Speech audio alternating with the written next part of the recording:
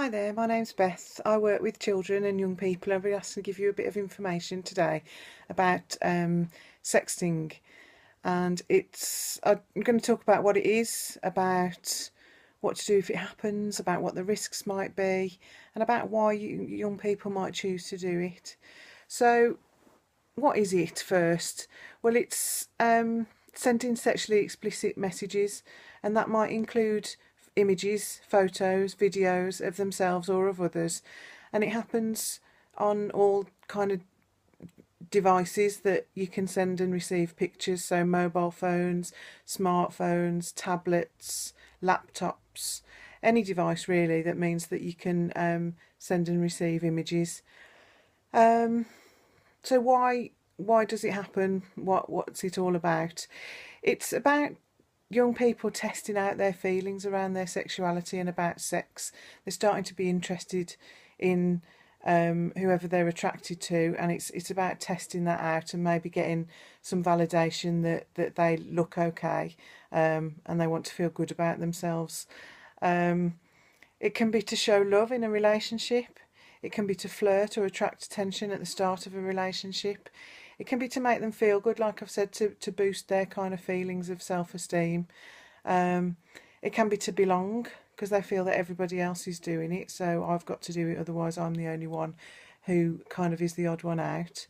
Um, and unfortunately, it can also be because they're being pressured to send images or send these pictures, and because it's very difficult to say no. We've all been there, we've all felt that kind of awful peer pressure or pressure from somebody who has more control over situations than we do. And it's that kind of really difficult thing. I don't know how to say no to this, so I'm going to go along and do it. So what's the problem? Some of that might feel harmless. It might feel like it's just something that happens in teenagers in adolescence, but the consequences can be devastating. And I'll go through a few of them now. Firstly, with the law, it's illegal. It's illegal to take an explicit photo or video of a child, even if it's themselves. It's illegal to share that photo or video, even with their friends, with children of the same age. And it's illegal to to download that photo, to store it, or to even possess it.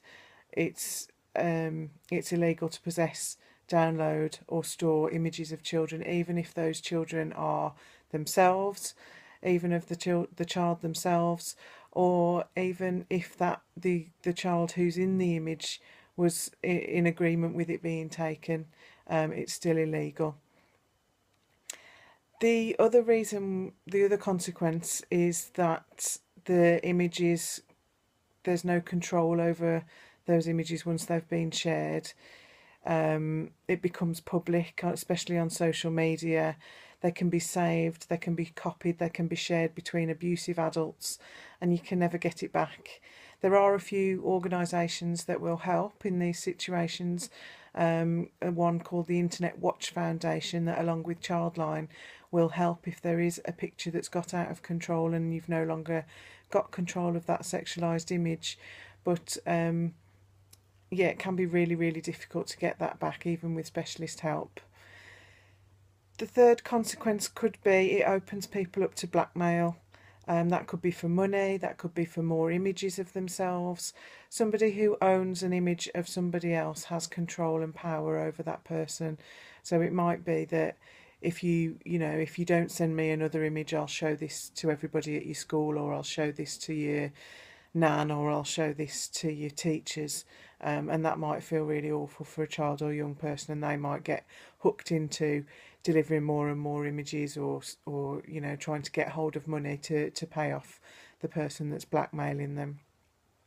Linked to that one is another consequence of bullying, and that might be online bullying, that might be nasty comments about the pictures. It could be people sharing it with people that they don't know. It could suddenly become out of control and be shared all around a school, and suddenly become that child suddenly becomes the victim of bullying at school or out and about as that image is shared around of them.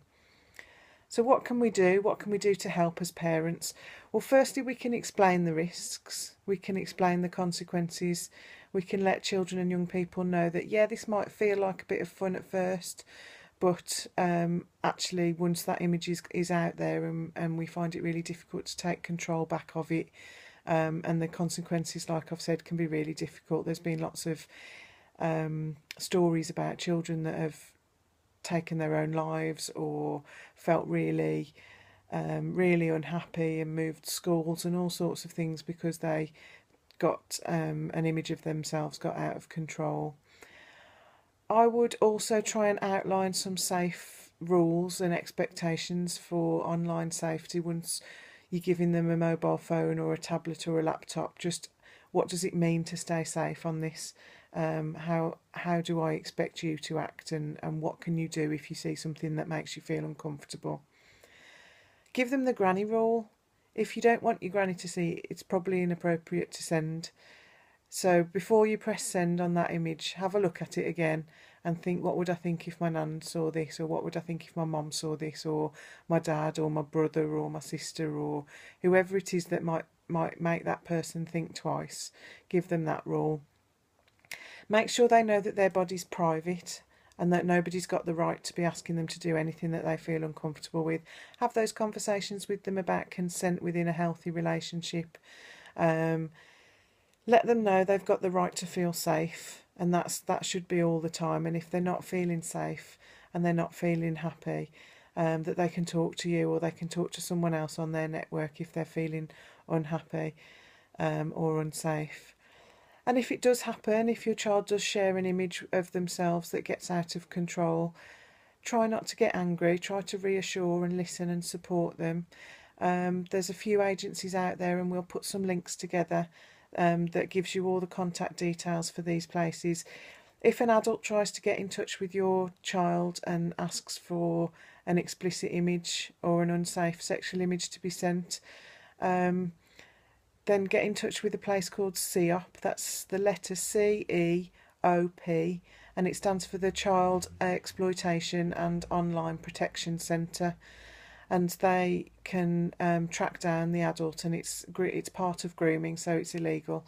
And obviously they'll work their best to bring that person to justice. Like I said before, the Internet Watch Foundation can work alongside Childline to help get images removed, and Childline themselves are a really good organisation to listen and support for you and your child if this is something that's happening in your family. So I hope that that's been useful. Like I said, there's some more links that we've put together that will probably give you a bit more information about sexting and online safety. But yeah, take care, and I hope everything stays safe in your family. Thank you.